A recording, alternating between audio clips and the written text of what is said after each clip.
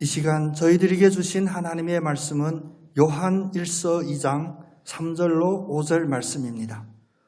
우리가 그의 계명을 지키면 이로써 우리가 그를 아는 줄로 알 것이요 그를 아노라 하고 그의 계명을 지키지 아니하는 자는 거짓말하는 자요 진리가 그 속에 있지 아니하되 누구든지 그의 말씀을 지키는 자는 하나님의 사랑이 참으로 그 속에 온전하게 되었나니 이로써 우리가 그의 안에 있는 줄을 아노라. 아멘. 코로나 방역 수칙 때문에 이제 성가대 운영을 잠시 동안 이렇게 솔로로 해야 될 것 같습니다. 여러분들도 잠잠하게 되고 우리의 입술이 닫혀지는 이 시간에 오히려 우리의 마음은 여시고 하나님께로 나가고 마음껏 마음속으로 찬양 부르시는 여러분 다 되시기를 축복합니다. 그래요. 오늘 예배드리는 이 예배도 주님의 은혜와 평강이 가득 찬 그런 예배가 되기를 간절히 원합니다.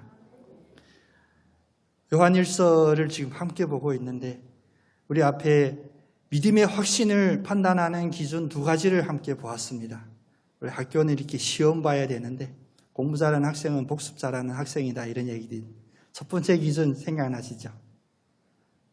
우리의 믿음의 확신이 있는가 보는 첫 번째 기준은 바로 내가 하나님의 빛 가운데 있는가였습니다.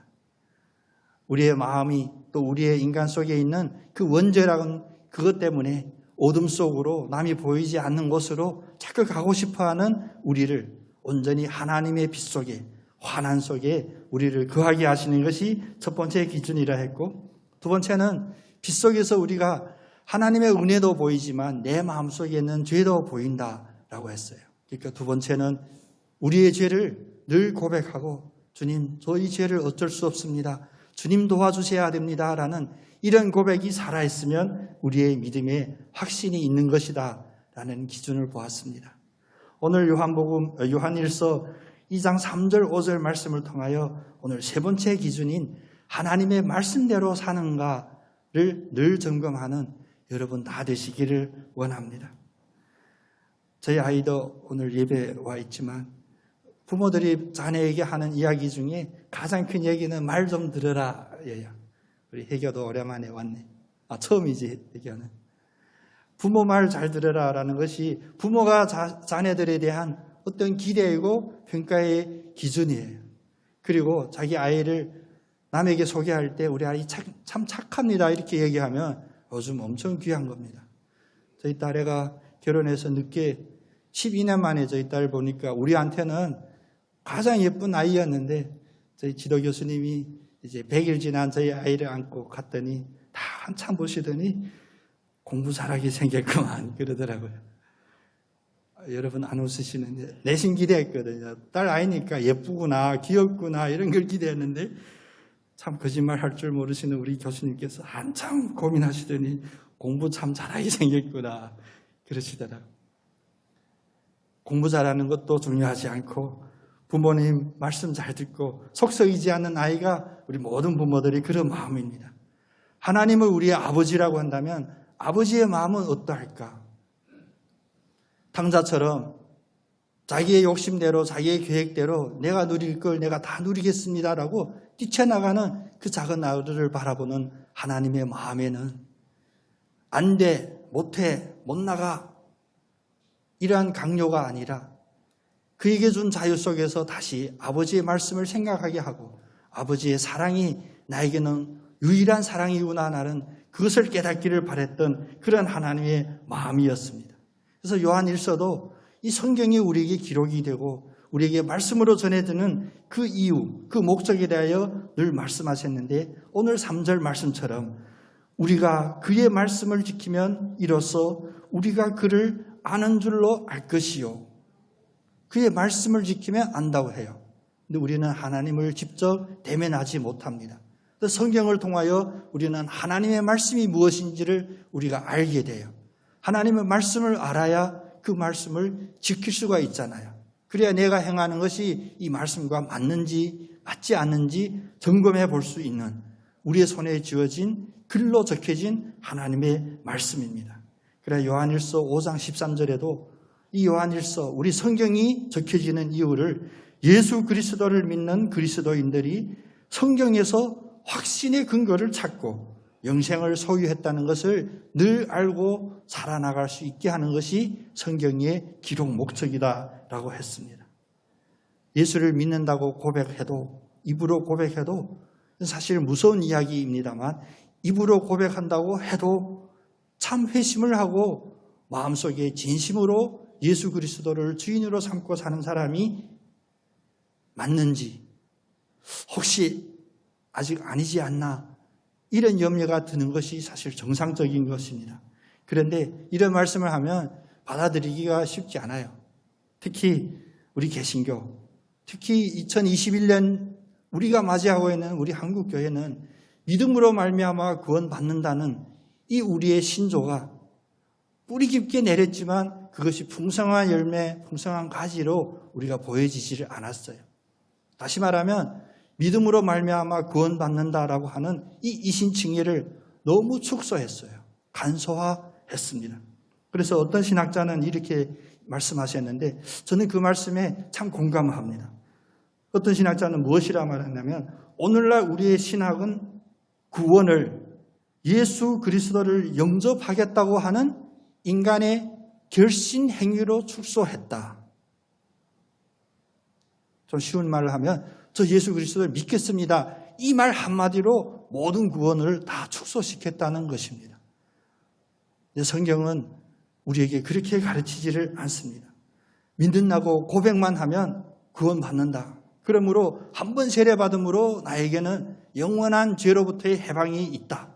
이런 고백이, 이건 교리적인 고백이지만 우리의 삶 속에서 그대로 이루어지는지를 늘 살펴봐야 됩니다. 우리가 성경을 보든지 또 설교를 듣든지 누구의 간증을 듣든지 우리의 마음에 좀 불편한 설교나 간증도 있지만 우리 마음이 편한 간증도 설교도 있습니다. 네, 이건 내 이야기 같고 내 생각인 것 같고, 그런데 이럴 때 우리가 경계해야 되는 것이 너무나 내 생각과 같고 내 마음이 편하면 우리는 경계해야 됩니다. 너무 인간적인 것이 아닌가, 너무 나의 육신적인 것이 아닌가. 교회에 오랜만에 나오시는 분들도 있어요. 근데 제가 요즘 공부하고 있는, 연구하고 있는 우리 한국인의 종교 신앙 실태를 보면 놀라운 것은 이 불교는 1년에 한 번 이상 절에 간다가 얼마 되냐면 10%도 안 돼요. 근데 본인은 이게 불교 신자라고 확신을 가지고 있어요. 1년에 한 번만 가도. 근데 우리 개신교는 그나마 주일 성수라고 하는 우리의 믿음의 전통 때문에 한 달에 한 번 이상 교회를 간다가 20몇 %가 돼요. 그나마. 근데 우리 반석교회는 얼마나 감사해요. 이제 매주마다 빠지지 않고 주일 성수하시는 여러분이 계셔서 감사하고 믿음의 확신이 있게 됩니다. 그런데 왜 주일날 예배를 드리냐? 왜 우리가 주일 성수를 해야 되냐? 물론 예배 시간이 짧다 보니까 20분, 30분의 이 설교로 이 모든 교리적인 이야기를 나누지 못하다 보니까 저도 사실 그런 욕심이 들어요. 가끔. 그러나 짧고 굵게 이야기하고 싶어요. 몇 점만 이야기하고 싶어요. 주일 성수 해야 됩니다. 근데 이것이 받아들이는 이들이 1년, 10년, 30년 주일 성수만 이야기하다 보니까 나 예배 한번 갔습니다 하면 그것이 우리에게 면죄부가 되는 이런 좀 자극적인 이야기입니다만 천박한 복음이라고 있어요. 너무 가벼운 복음으로 우리가 전락된 거예요. 우리 모든 것은 나 교회에 등록했어. 나 세례 받았어. 나 이번 주도 교회 예배에 참석했어. 이 하나로 모든 것을 다 가름하는, 다 커버하는 이런 천박한 복음이 된다는 거예요. 여러분 좀 자극을 받으셨나요? 마스크 가려서 표정이 안 보이는데. 저희가 선교신학을 공부하면서, 특히 선교 역사를 공부하면서 저는 엄청 충격적인 한 단어를 보았어요. 1890 몇 년에 미국 선교사님들이 본국으로 보내는 선교 편지 중에 제가 깜짝 놀랄만한 단어를 보았는데 그것이 뭐냐면 라이스 크리스찬이랬어요. 라이스, 쌀 기독교인. 왜 이런 보고가 됐냐면 그 내막을 보면 중국인들이 예수 그리스도를 영접하는데 선교사들을 봤을 때는 쌀 때문이다라고 본 거예요. 먹고 살기 위해서 쌀 부족할 때 교회 가면 먹여주니까, 교회에서 제공해 주니까, 그리고 와갖고 우리 집 쌀독에 쌀 있으면 안 오고, 쌀 떨어지면 오고, 또 교회 왔는데 쌀 안 준다 그러면 이 교회에 사랑도 없네 그러고 안 오고. 그래서 엄청 충격적인 용어인 라이스 크리스찬이라는 보고를 올렸던 경우가 있습니다. 근데 한국 교회사를 보면 한국 교회사에도 그 기록이 있어요. 많지는 않은데 중국 교회사만큼. 오늘 쌀 때문에 교회에 나오는 사람 없죠. 근데 이 쌀이라고 하는 이 따옴표를 하는 이 쌀, 나의 욕구, 나의 필요 이런 것 때문에 그것만 만족시키기 위하여 교회에 오는 사람은 아직도 많이 있다는 것입니다. 이런 것은 종교 생활입니다. 어느 다른 종교 그런 신앙처럼 1년에 한 번 가거나 평생 한 번 가도 거기에서 확신이 있다라고 하는 그런 거짓 종교에 불과하고 그런 종교 행위에 불과합니다. 우리가 예배드리고 말씀 붙잡고 또 전도하고 기도하고 이 모든 궁극적인 목적은 딱 하나인데 그것은 바로 구원입니다. 우리의 믿음이란 무엇이냐? 믿음이란 나는 예수 그리스도로 말미암아 영원한 천국에서 구원받는다라는 그것이 바로 우리의 믿음의 유일한 내용입니다. 당장 우리는 이 세상에 살기 때문에 이 세상에서도 우리에게 필요한 것들을 우리가 갈망하고 이 믿음으로 말미암아 그런 것들도 해결받기를 원하는 마음 가질 수는 있어요. 그런데 이것이 구원의 첫 번째 내용이 아니고 구원의 궁극적인 내용이 아니라는 것입니다. 여러분 이거 꼭 기억해 주셨으면 좋겠습니다. 구원에 관해서는 세 가지 교리가 있어요. 구원이란 무엇인가에는 세 가지 교리적인 내용이 포함되어 있는데 그 첫 번째 교리는 뭐냐면 중생의 교리입니다. 중생. 우리 회교 들으면 좀 어려운 이야기일 수도 있는데 중생이 뭐냐? 다시 태어나다라는 뜻이에요. 예수님이 다시 태어남, 거듭남에 대하여 이야기할 때 그 당시 유대인의 대학자도 예수님께 물었습니다. 아니 그러면 제 나이 80 넘었는데 다시 어머니 뱃속으로 들어갔다 태어나야 됩니까? 그만큼 우리의 지식으로는 인간의 지식으로는 이 중생에 대하여 이야기하기 어렵습니다. 오로지 믿음 안에서 구원이라고 하는 이 명제 안에서만이 중생이라는 이런 명제가 나오게 됩니다.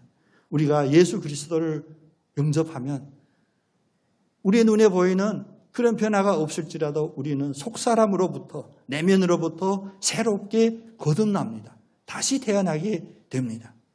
이름은 회교 그대로 회교이지만 이제 예수 믿는 회교와 예수 믿지 않았던 회교는 엄청난 본질적인 차이가 있게 되는 거예요.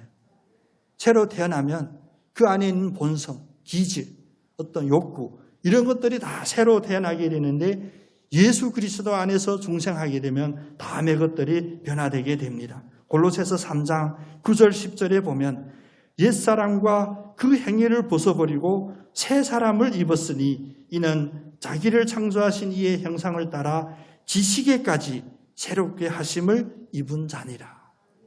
중생하게 되면 거듭나게 되면 우리는 예수 그리스도 안에서 예수 그리스도를 알아가는 지식도 충만하게 되고 우리의 형상도 처음 우리를 만드셨던 하나님의 형상대로 만들었던 그 첫 형상으로 점점 변화되어 간다는 것입니다. 첫 번째 교리가 중생이라면 두 번째 교리는 바로 섭리입니다.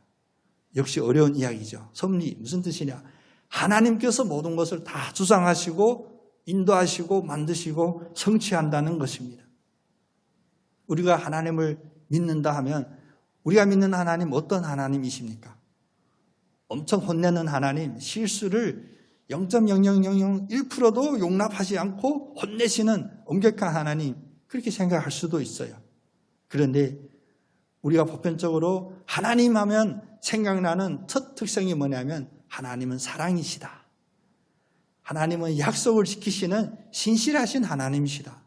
또 하나님은 능력이 부족함이 없는 전능하신 하나님이시다. 이러한 것들이 우리에게 떠오르게 돼요. 다시 말하면 우리에게 구원에 도움을 주고 구원의 근거가 되는 그런 긍정적인 것들이 생각나게 됩니다.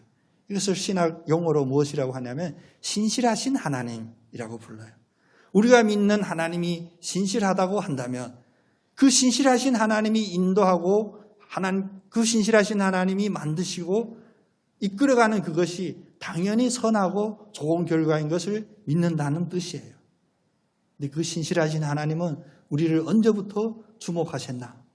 내가 예수 믿겠습니다라고 고백한 그 순간부터 우리를 주목한 것이 아니라 태초부터 우리를 계획하시고 만드시는데 그 계획이 뭐냐면 선하신 계획으로 우리를 만드셨어요. 그래서 빌립보서 1장 6절에 보면 우리 안에서 착한 일을 시작하신 우리 안에서 착한 일을 시작하신 이가 우리를 창조하신 이고 그 시작부터 선한 것을 착한하신 이가 이어서 보면 그리스도 예수의 날까지 이루어 주실 줄을 확신하노라 라는 고백이 있어요. 처음부터 우리를 만드시고 계획하시고 끝까지 책임지시는 신실하신 하나님 안에서는 착한 일이 이루어집니다. 그래서 빌립보서 2장에 보면 우리가 예수를 믿고 나서 새 사람으로 거듭난 후에 하나님의 섭리하심, 하나님의 인도하심, 하나님이 나의 주인이심을 고백했을 때 우리 안에서 행하시는 하나님께서 하나님의 기쁘신 뜻을 위하여 우리의 소원을 두고 행하게 하신다 고백해요. 매우 오묘한 말씀입니다. 우리가 예수 그리스도 안에 거하면 예수 그리스도를 믿지 않았을 때는 믿지 않은 사람도 기도해요. 아이, 자녀들 취직에 위해서 기도하고 건강 위해서도 기도해요. 자기의 소원을 기도해요. 근데 예수 믿고 나서 우리의 기도는 방금 이 빌립보서 2장 13절 말씀처럼 어떤 오묘한 변화가 있게 됐냐면 이제는 우리 안에서 행하시는 하나님이 우리를 섭리하시기 때문에 우리가 하나님 앞에 드러내놓는 소원마저도 하나님이 만드시고 주장하시는 그래서 하나님의 뜻에 맞는 소원이 된다는 것입니다. 무릇 하나님의 영으로 인도함을 받는 사람이 곧 하나님의 아들이다. 로마서 8장 14절 말씀이죠. 구원은 바로 하나님의 섭리입니다. 하나님이 인도하여서 하나님이 우리를 이끌고 나가셔서 하나님이 나의 삶의 주인이 되어서 나는 구원받는 사람이 되는 거예요. 세 번째 교리는 바로 성화의 교리입니다. 이제 하나님께서 우리를 거듭나게 하시고 거듭난 우리를 하나님이 우리 안에서 인도하고 섭리하신다면 세 번째, 이 구원받은 그리스도인은 반드시 드러나는 것이 바로 성화예요. 성화는 미화 언니가 아니고요. 가끔씩 이렇게 해줘야 집중 확 되죠. 거룩함, 깨끗함, 성스러움 이런 것이 바로 성화예요. 히브리서 12장 14절에 보면 거룩함이 없으면 하나님을 볼 수 없다라고 이야기합니다. 여러분 다 하나님 만나셨죠? 하나님 보셨죠? 적어도 이런 경험이 있죠. 이것은 무엇이냐? 이것은 우리의 육신의 시각적으로 하나님을 보셨다가 아니라 우리의 마음속에 이 성화, 거룩하게 됨이 늘 발생하고 진행되기 때문에 우리는 하나님을 만나고 하나님을 볼 수 있다라는 고백을 드리는 거예요. 그래서 히브리서 12장 14절에 보면 모든 사람과 더불어 화평함과 거룩함을 따르라. 이것이 없이는 아무도 주를 보지 못하리라. 사람들과의 화평함 또 그 안에 있는 거룩함으로 우리는 하나님을 볼 수 있게 되는 겁니다. 하나님을 보았고 하나님의 뜻을 알게 된다면 하나님의 자녀이고 하나님이 만드시는 대로 만들어지는 우리는 당연히 하나님이 기뻐하는 열매를 맺게 되죠. 그 열매는 무엇이냐? 우리의 마음속에 생각 속에 있는 열매뿐만 아니라 우리의 삶 속에서 우리의 말, 우리의 행위, 우리의 업적 이런 것으로 드러나는 바로 하나님의 그런 열매들입니다. 근데 이 열매를 맺기까지 다시 말하면 구원의 열매를 우리가 세상에 보여주기까지 우리는 매일매일 이 성화의 싸움을 싸워야 돼요. 당장 성취한 사람 없습니다. 지금 예수 그리스도께서 당장 이 순간 이 자리에 임하신다면 우리가 말하는 시험, 그 점수의 기준으로 보면 합격될 사람이 얼마 없습니다.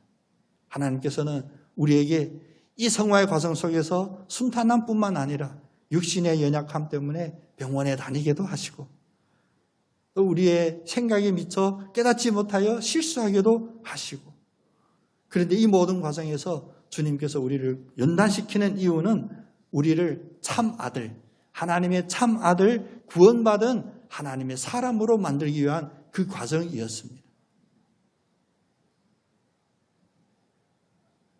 어제도 저희 딸이 갑자기 보니까 엄마하고 키를 이렇게 재는데 이제 거의 엄마 키 따라잡게 됐어요.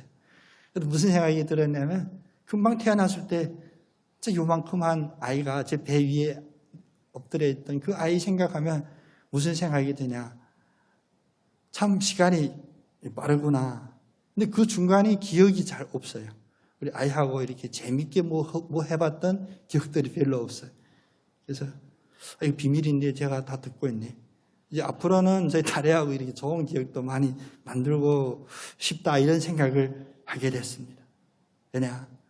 이 과정이 없으면 갑자기 우리에게 나타난 결과 내 것이 아닐 수도 있어요. 내 것이라고 착각할 수도 있습니다. 우리가 아이를 키우듯이 우리 아이가 어린이집부터 이제 대학교 취직하고 또 결혼하고 이런 과정을 우리가 지켜보면서 기도할 제목들이 많이 있죠. 왜냐? 내 마음대로 안 되고 내가 바라는 대로 안 되는 이런 과정. 그 과정이 바로 성숙되고 커가는 과정입니다.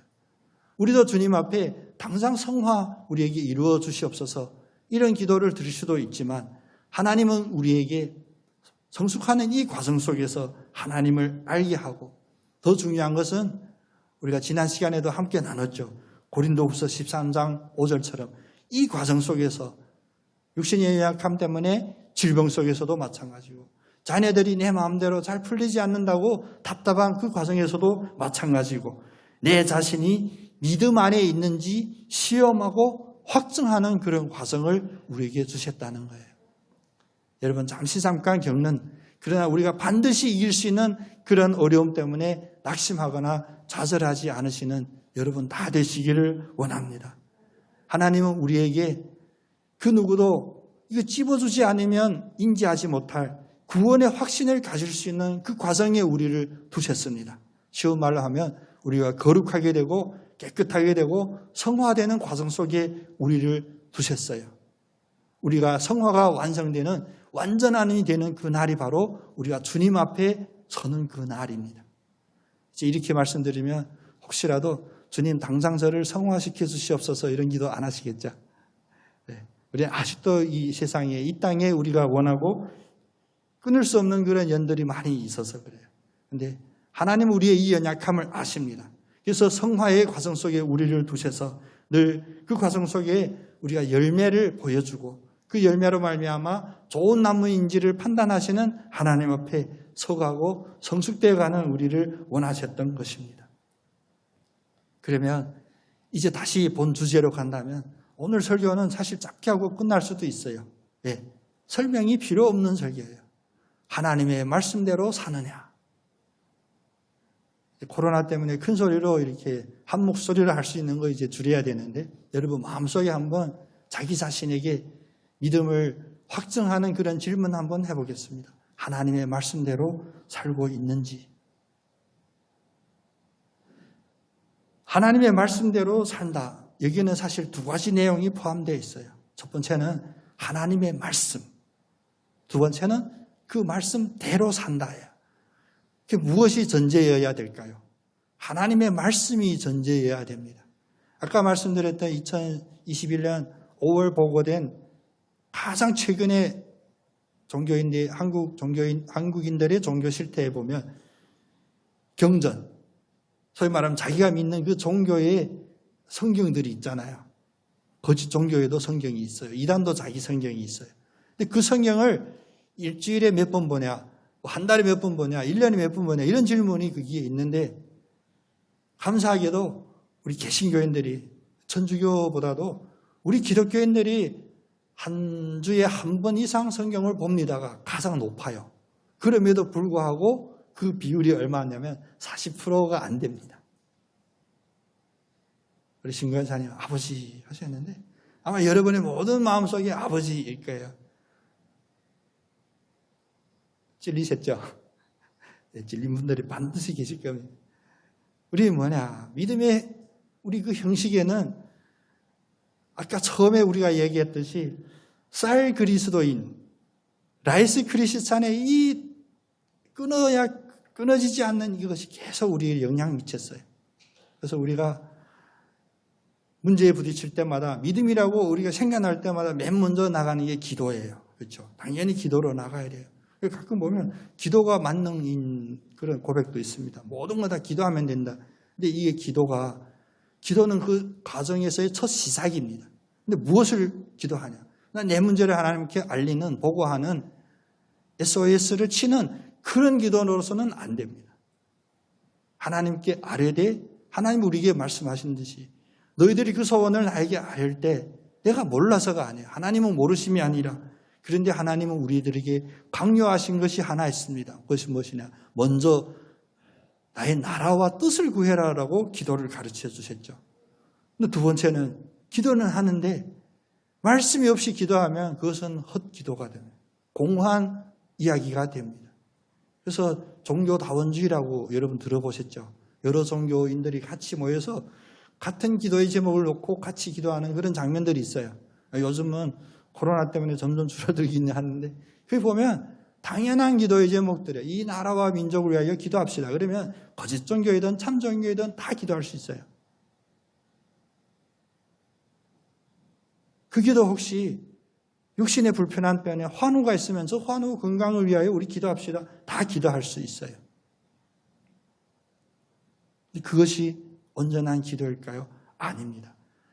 우리는 하나님을 나의 아버지로 믿고 예수 그리스도를 우리의 구주로 믿는 기독교인은 이 기독교인의 그 말씀, 원리, 기본이 담겨져 있는 그 말씀의 기반 위에서 기도해야 됩니다. 가끔은 이 말씀이 나에게 닿지 않을 수도 있어요. 그래서 우리가 말씀을 멀리하는 이유 중에 너무나 쉬운 이유가 있죠. 성경 읽으면 참 어렵다. 이해하기 어렵다. 물론 문자적으로 이해하기도 어려운 부분들이 없지는 않아요. 또 특히 우리 지금 개정 성경이 우리 장로님도 연구하고 계시지만 이게 어려운 한자들을 많이 써요. 지금 중국의 젊은이들도 읽을 수 없는 한자가 우리 성경에 있다니까요. 하도 문 목사가 공부만 해서 저는 읽고 있습니다만. 그런데 여러분 아셔야 됩니다. 이것이 말씀이 어려운 것이 문자가 어려워서 우리가 이해하는 게 아니에요. 왜 말씀이 있냐는 그 마음가짐부터 우리 첫 시작부터 고민해 봐야 됩니다. 누구라고 실명을 이야기할 수는 없는데 제가 참 기뻐하고 귀하게 생각하는 어떤 자매가 있어요. 저한테 질문하면 이 말씀에 대한 질문을 하는데 말씀 보고 울었대요. 근데 그 말씀을 보면 눈물 날 만한 그런 말씀이 아니거든요. 우리 감성을 자극하거나 그게 아니에요. 근데 여러분 이런 질문 한번 드려볼게요. 예수 그리스도가 나의 죄를 대신하여 십자가에서 죽으셨다. 이런 문구를 보시면 여러분 지금 눈물 하시나요? 안 나요. 솔직한. 우리 마음이 이제 무뎌졌어요. 나하고 당장 내가 입시 봐야 되는데 또 당장 내가 취직해야 되는데 승진해야 되는데 아니 배우자 여자친구 남자친구 만나야 되는 그 상황에 예수 그리스도가 십자가에서 나를 대신해 죽었다가 감동이 될 수 없어요. 요즘 저희 TV가 없어가지고 켜지 않거든요.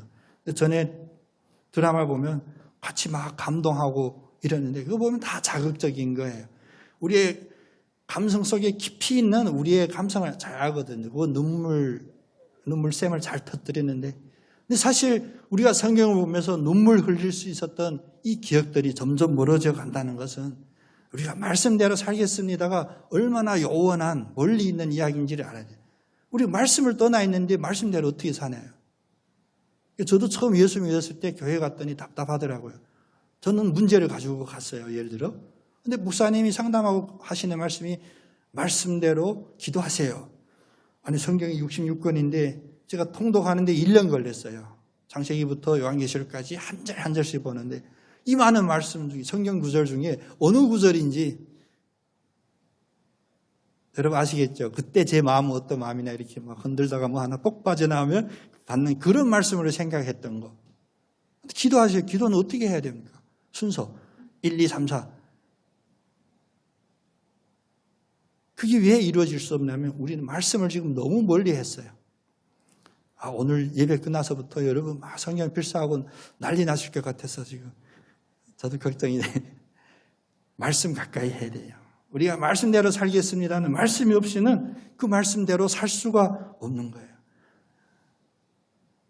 우리 유행적으로 가볍고 내 자신에게 핑계가 될 만한 그런 걸 하려면 그래 내가 예배 자리에 있었고 기도했습니다. 잘하셨어요. 근데 예배 자리에 있고 기도했습니다가 100점이 안 됩니다. 이 말씀이 기반이 돼야 그것이 100점이 되는 거예요. 이런 것들이 왜 무시되냐면 제가 앞에 말씀드린 그 자매에게 그 얘기 하고 싶었는데 요즘 우리가 우리의 소견대로 내가 편한 걸 알아요. 내가 편한 거 해주면 제일 편해요. 설교도 포함해서입니다. 지금 설교의 홍수잖아요. 유튜브에 모든 인터넷 열개만 다 설교라고 볼 수 있는데 근데 여러분 다 보는 거 아니죠. 다 듣는 거 아니죠. 자기 스타일이 있어요. 내가 좋아하는 거 이래 보면 대부분 나에게 맞는 설교가 뭐냐. 이건 매우 위험한 이야기인데 이게 제 이야기가 아닙니다. 통계에 나왔는데 우리의 마음에 달콤하고 내 마음에 편한 것 원합니다. 그래서 성경에 이야기하듯이 이스라엘이 망하여 미국에 다 포로로 잡혀가고 우리의 희망인 젊은 애들이 다 잡혀간 그 상황에서도 선지자들이 평안할지어다 평안할 거다 그런 이야기를 하며 변해했다고 성경이 이야기해요. 그래서 예레미야가 막 질타하잖아요. 이런 거짓 선지자들아. 근데 여러분도 마찬가지예요. 우리가 잠깐 조심하지 않으면 우리가 일주일에 한 번 어렵게 이 예배에 30분 설교에 1시간 예배에 하나님 목사님 축복해 주시고 그런 기도해 주시면 편하고 일주일 편하게 살겠습니다. 그러면 저도 편해요. 저도 그런 좋은 말 가득한 책들이 많아요. 그런데 마지막 날 우리가 말씀대로 행하였느냐 라는 이 기준 앞에 하나님 앞에 섰을 때 우리의 담대하지 못한 그 모습이 우리의 멸망으로 이어진다면 그건 저만 죽는 게 아니에요. 여러분도 함께 같이 가는 겁니다. 말씀대로 사느냐 이 질문의 처음이 바로 말씀이라는 걸 꼭 기억하시는 여러분 되시기를 원합니다. 요즘 얼마나 편해요. 핸드폰 다 갖고 계시죠? 핸드폰 열면 성경이 있습니다. 성경 어떻게 읽을까? 그런 계획 안 세우셔도 됩니다. 성경 읽도 어떻게 계획할까? 없이라도 하루에 말씀 한 구절이라도 어떤 경로를 통해서든지 어떤 사이트인지는 몰라요. 그런데 하나님은 아세요. 우리들에게 꼭 필요한 말씀으로 꼭 주실 거예요. 여러분 오해하고 들으시면 안 되는데 저희 교회 밴드 있잖아요.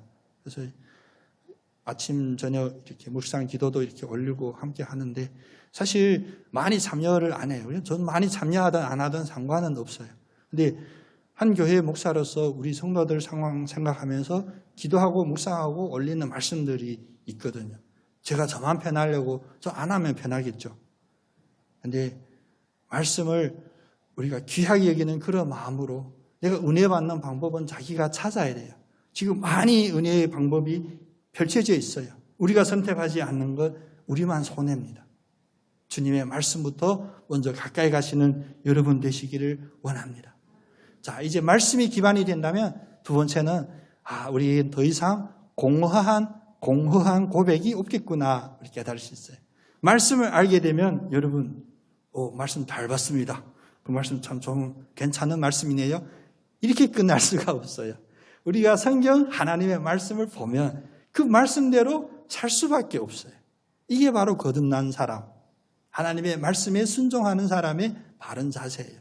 말씀을 알고 말씀대로 살지 않겠다. 있을 수 없는 일이에요. 왜냐하면 우리 안에 계시는 선한 일을 시작하시고 끝까지 이루실 그 하나님은 말씀을 안 우리들에게 그 말씀대로 행하실 수밖에 없게 인도해 주신다는 것입니다. 요셉이 출세했고 솔로몬이 돈 많고 다윗이 어쩌고 이런 이야기 그것이 믿음에 도움이 돼야 되는 것이 단지 우리들에게 허망한 이야기 그래 우리가 꿈을 꾸면 꿈대로 이루어질 거야. 근데 그 꿈이 어떤 꿈이냐. 이 세상에서 총리 되고 대통령 되고 그 꿈이라면 맨날 그 이야기 붙잡아도 되겠죠. 근데 하나님이 원하시는 게 그게 아니에요. 그들의 결말 우리가 보았잖아요. 왜 다윗의 그 달콤한 이야기로 끝나냐고요. 솔로몬도 왜 솔로몬의 그 부귀 영화에서만 우리 이야기가 끝나나요? 그 다음 때까지도 이어지지 못했던 그들의 믿음을 우리가 볼 수 있어야 되는데 우리는 내 눈에 달콤한 것만 보기 때문에 거기까지만 보는 거예요. 지금 감옥에서 억울한 누명을 쓰고 있던 그 시간은 우리는 생각하지 않고 애굽에 총리가 됐던 것만 생각하고 심지어 그것만 맨날 말씀하는 분도 있어요.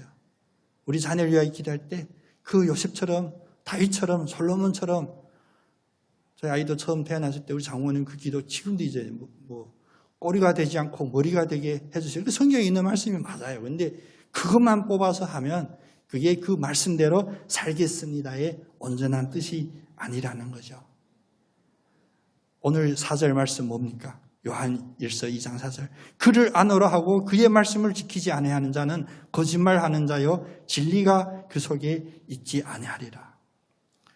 여러분 이 말씀 듣고 놀라셨어요? 이제 안 놀래죠.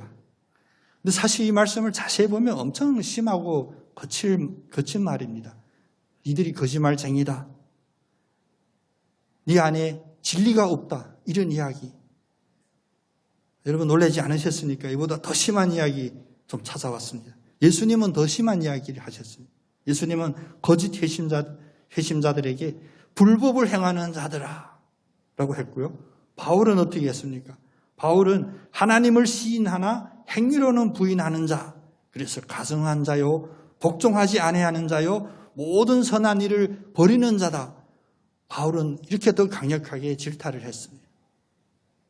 말씀을 알았으면 말씀대로 살고자 하는 그런 시작이 우리의 삶에서 일어나기를 원합니다. 그래야 가증한 자요, 복종하지 않은 자요, 모든 선한 일을 버리는 자요, 이런 질타를 피할 수 있는, 바로 설 수 있는 우리가 될 수 있는 거예요. 사실 우리의 삶을 돌아보면 말씀대로 산 그런 증거들이 여러분마다 다 다를 거예요. 여기서 잠깐 딴 이야기하면 말씀대로 살라고 하는데 어떤 말씀 어떻게 살아야 돼요? 성경을 읽으면 다 나와요. 성경이 하라고 하는 일을 하고 성경에서 하지 말라고 하는 일을 하지 않고. 근데 성경에서 애매하게 이야기했다고 느끼는 부분도 있을 거예요. 그런데 여기 애매하다 느끼는 그 순간에 우리의 마음에 양심에 찔리면 그건 하지 말아야 돼요. 그래서 제가 조심해야 되는데 극동방송에 소망의 기도 가서 그랬어요. 이게 우리 자녀가 취직했는데 주일 성수를 못하는 이런 취직했는데 어떻게 했으면 좋겠어. 신앙 상담이 왔는데 제가 그랬어요. 이 제목 올린 자체가 마음이 찔려서 올린 거면 안 하는 게 좋습니다. 요즘 취직이 얼마나 어려운데 먹고 사는 일, 그러면 저 할 얘기는 없어요. 근데 성경의 원리는 그렇다는 이야기예요.